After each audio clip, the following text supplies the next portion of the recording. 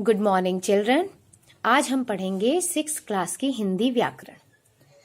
वैसे तो हर स्कूल अपने अपने तरह की अलग अलग व्याकरण की बुक्स चलाते हैं, किसी किसी स्कूल में नहीं भी होती हैं तो भी कोई बात नहीं, लेकिन व्याकरण तो पढ़ाई जाती है।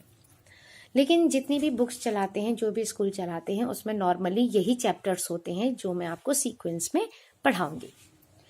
सबसे पहले आता है आपका पार्ट 1 जो आता है ग्रामर में, व्याकरण में, भाषा, व्याकरण, लिपि और हिंदी। भाषा, व्याकरण, लिपि और हिंदी, इसके बारे में पढ़ते हैं। भाषा लैंग्वेज क्या होती है, व्याकरण, लिपि और हिंदी में क्या क्या चीजें आती हैं, ये हम इसमें पढ़ेंगे। सबसे पहले है भाषा। भाषा क्या है? आपको पता है प्यारे बच्चों कि व्हाट इज लैंग्वेज। प्यारे बच्चों, आपके बहुत सारे फ्रेंड्स होंगे, आप उनसे बातचीत भी करते होंगे, वो भी अपने विचार, अपनी बातें आपको बताते होंगे। आपके माता पिता हैं, मम्मी पापा, भाई बहन, ये भी आपस में बातें करते होंगे। आप अपने पड़ोसियों से भी बातें करते होंगे। और तो और, जैसे आप दिल्ली में रहते हैं तो आपके जो भी रिलेटिव्स मुंबई में रहते हैं, आप उनसे भी बातें करते होंगे। और अगर आपके रिलेटिव्स अमेरिका, लंदन कहीं भी रहते हैं, आप उनसे भी बातें कर लेते हैं और अपने मन की बात उनको बता देते हैं और उनके मन की बात भी हम जान लेते हैं। तो इस प्रकार आप समझ गए, इस संसार में सभी व्यक्ति बोलते हैं, बातचीत करते हैं, परस्पर अपने विचार प्रकट करते हैं। तो डियर चिल्ड्रन, भावों और विचारों का जो ये आदान प्रदान होता है, एक दूसरे के भावों और विचारों को लेन देन होता है, उसे ही हम भाषा कहते हैं। भाषा को अब हम डेफिनेशन देख लेते हैं भाषा की।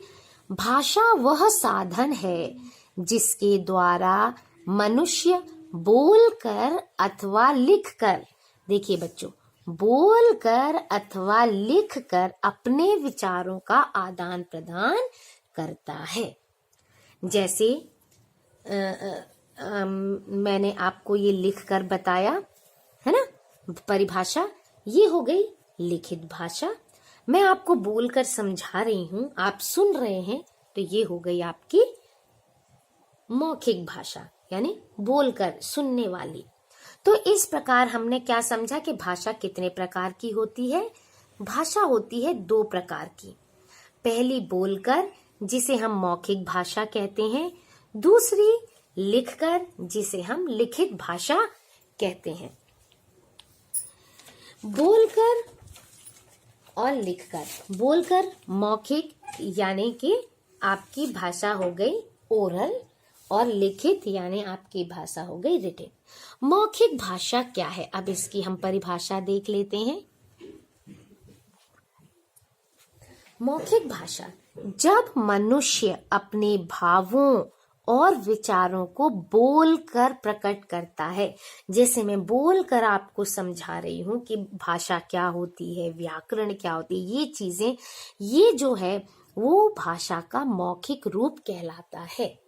ठीक है, जैसे रेडियो अथवा दूरदर्शन। दूरदर्शन माने समझ गए, टीवी। हाँ जी, दूरदर्शन पर प्रसारित होने वाले कार्यक्रम, बातचीत करना, भाषण देना, वाद विवाद प्रतियोगिता या वाद विवाद करना, कविता पाठ करना, या किसी भी घटना का वर्णन हम अगर मौखिक रूप में करते हैं, वो मौखिक भाषा हो जाती है। आप जानते होंगे, जब लेखन कला का यानी लिखने का विकास नहीं हुआ था, तब मनुष्य अपने और दूसरों के अनुभवों को मौखिक रूप में ही एक पीढ़ी से दूसरी पीढ़ी तक पहुंचाते थे। क्योंकि पुराने जमाने के लोग लिखना नहीं जानते थे, लेकिन बोलना तो सब जानते ही है ना।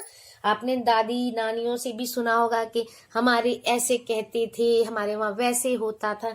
तो इस तरह से वो अपनी मौखिक रूप में हमको देते हैं, दूसरी पीढ़ी तक पहुंचाते हैं अपनी बात को। तो मौखिक रूप जो होता है बेटा, वो सबसे पुराना है, क्योंकि मनुष्य ने सबसे पहले बोलना सीखा था और लिखना उसके बाद। अब आती है लिखित भाषा। लिखित भाषा, जब मनुष्य अपने भावों और विचारों को लिखित रूप में, यानी लिखे हुए, जैसे मैंने ये लिखकर आपको ये सारी चीजें स्पष्ट की, ये है लिखित भाषा। तो जब मनुष्य अपने भावों और विचारों को लिखित रूप में प्रकट करता है तो वह भाषा का लिखित रूप कहलाता है। लिखित रूप जैसे आपकी पाठ्य पुस्तक है ना, बुक, रामायण, महाभारत आदि ग्रंथ जो भी हैं वो लिखित रूप में है, तो ये भाषा के लिखित रूप कहलाते हैं। इनके द्वारा ही हम ज्ञान और अनुभव को एक पीढ़ी से, एक जनरेशन से दूसरे जनरेशन तक पहुंचाते हैं। इसीलिए इसी कारण जो है आज हम हजारों साल पहले के जो लिखे हुए वेद वगैरह हैं, यजुर्वेद, सामवेद है ना, ऋग्वेद, अथर्ववेद, ये सब है, उनके ज्ञान को प्राप्त कर पाते हैं। अब आप जान गए हैं कि संसार में प्राय सभी मनुष्य बोलते हैं, बातचीत करते हैं, और सभी मनुष्य बोलते हैं, बातचीत करते हैं, तो संसार में क्या होती है, अनेक भाषाएं होती हैं, सब अपने अपने बात को अलग अलग तरह से प्रकट करते हैं। तो जैसे हमारे देश में भी बहुत सारी भाषाएं बोली जाती हैं, आपको सबको पता होगा है ना। आप जब स्कूल में जाते होगे, कोई हिंदी भाषी होगा, कोई पंजाबी होगा, कोई तेलुगु, कोई मलयाली, कोई गुजराती, तो ये सारी भाषाएं और भी अनेक भाषाएं होती हैं बच्चे, वो सब बोली जाती हैं। अब आता है हमारा व्याकरण। ठीक है, व्याकरण क्या होता है? व्याकरण जो होता है बच्चे, जैसे सड़क पर चलने के कुछ रूल्स होते हैं, है ना, हम सड़क पर चलते हैं तो कुछ रूल होते हैं, इन नियमों का हमें पालन करना पड़ता है। अगर हम इन नियमों का, इन रूल्स का पालन नहीं करेंगे तो क्या होता है बेटा कि दुर्घटना होने की डर होती है। इसी प्रकार है ना, इसी प्रकार अब ये नियम ही भाषा को एक निश्चित रूप प्रदान करते हैं। ठीक है, प्रत्येक भाषा के भी अपने नियम होते हैं और वो उसको निश्चित रूप प्रदान करते हैं। जैसे चौराहे पर जब वो जो सिपाही होता है ना, वो हमें संकेत देता है यातायात के नियमों का पालन किस प्रकार करें, उसी प्रकार जो व्याकरण होती है वो भी नियम बताती है, वो भी हमें सिखाती है कि भाषा का प्रयोग हम किस प्रकार करें जिससे कि हम उसे समझ सकें, उसका शुद्ध रूप लिख सकें, उसका सही प्रयोग कर सकें। अब जैसे एक उदाहरण देती हूँ मैं, बिल्ली पेड़ पर चढ़ता है। हा हा हा, हंसी आ गई ना आप लोगों को कि बिल्ली पेड़ पर चढ़ता है? आपको क्यों आई? क्योंकि ये अशुद्ध रूप है, आप ये चीज जानते हैं है ना, क्योंकि आपने फर्स्ट क्लास से तो ग्रामर पढ़ा ही है ना।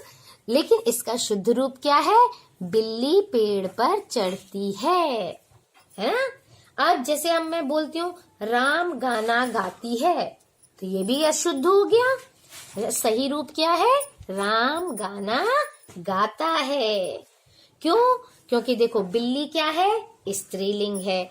ठीक है, तो स्त्रीलिंग के साथ हमें क्या करना पड़ेगा? उसकी जो सही क्रिया क्या है उसका प्रयोग हमें करना पड़ेगा। लिंग के अनुसार क्रिया का भी प्रयोग करना पड़ेगा। अगर ये स्त्रीलिंग है तो ये भी स्त्रीलिंग वाली क्रिया आएगी, ये पुल्लिंग है तो ये पुल्लिंग वाली क्रिया आएगी। ठीक है, इस तरह से इसके लिए व्याकरण के नियमों की हमें जरूरत पड़ी ना। तो व्याकरण क्या होता है बेटा?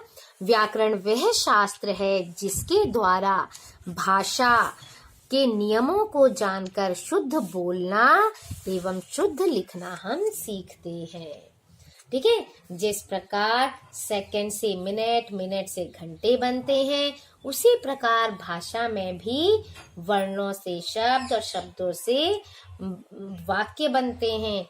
ये व्याकरण के नियम होते हैं। ठीक है, व्याकरण की सुविधा के लिए हम व्याकरण इसके अध्ययन की सुविधा के लिए इसी के आधार पर हम व्याकरण को मुख्य रूप से 3 भागों में बांट सकते हैं। ठीक है, 3 भागों में कैसे?